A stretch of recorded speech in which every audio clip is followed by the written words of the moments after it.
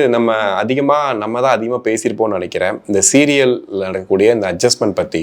ஒரு நடிகையாகனு ஒரு பெண்ணு ஆசைப்பட்டா என்னெல்லாம் கஷ்டங்களை கடந்து வரா, அதை தாண்டி இந்த அட்ஜஸ்ட்மெண்ட்ங்கிறது இருக்கா அப்படின்ற மாதிரிலாம் பேசியிருந்தோம். இன்னைக்கு ஒரு பெரிய சேனல்ல வரக்கூடிய ஒரு பெரிய சீரியல் நடிகை, அவங்க ஒரு துணை நடிகையா இருக்காங்க. அவங்களை ஹீரோயினா ஆக்கணும் அப்படிங்கிறதுக்காக ஒரு வீடியோ காலில் ரொம்ப கேவலமா இதெல்லாம் பண்ணுமா, நான் வந்து ஹீரோயினா மாத்திடுறேன்னு சொல்லிட்டு ரொம்ப ஓப்பனாகவே இவெல்லாம் அட்ஜஸ்ட்மெண்ட் அப்படிங்கிறத சும்மா காதால கேள்விப்பட்டிருப்போம், இப்படிதான் நடக்கும் அப்படின்ற மாதிரி.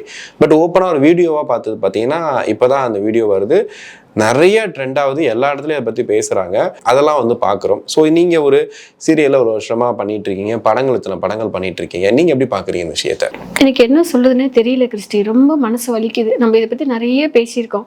ஒரு கட்டத்தில் நம்ம இதுவுமே அந்த அட்ஜஸ்ட்மெண்ட்டுங்கிற வார்த்தையை உபயோகிக்கவே வேண்டாம். நீங்கள் தான் சொன்னீங்க ஆக்சுவலி, அதை பற்றிலாம் கேட்காதீங்கன்னு சொன்னீங்க.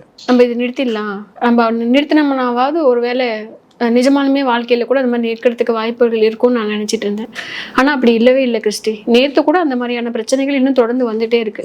நம்ம கண்ணுக்கு தெரிஞ்சு ஒரே ஒரு பொண்ணு இப்போ வந்து வைரலாக இருக்கிறதுனால நம்ம அந்த பொண்ணை வந்து நம்ம இப்போ எல்லாருமே நம்ம பேசுகிறோம். எனக்கு எல்லாம் ரொம்ப பயமாக இருக்குது தெரியுமா. அந்த பொண்ணோட மனநிலையை விட புதுசாக இன்னும் பெண்கள் நிறைய உள்ளே வந்துக்கிட்டே இருக்காங்கல்ல, அந்த பெண்களை நினைக்கும் போது இன்னும் ரொம்ப பயமாக இருக்குது. காரணம் என்னென்னா, எந்த தைரியத்தில் எந்த நம்பிக்கையின் பேரில் இவங்க வந்து ஒரு ஆணை நம்புகிறாங்க அப்படிங்கிறது எனக்கு புரியவே மாட்டேங்குது.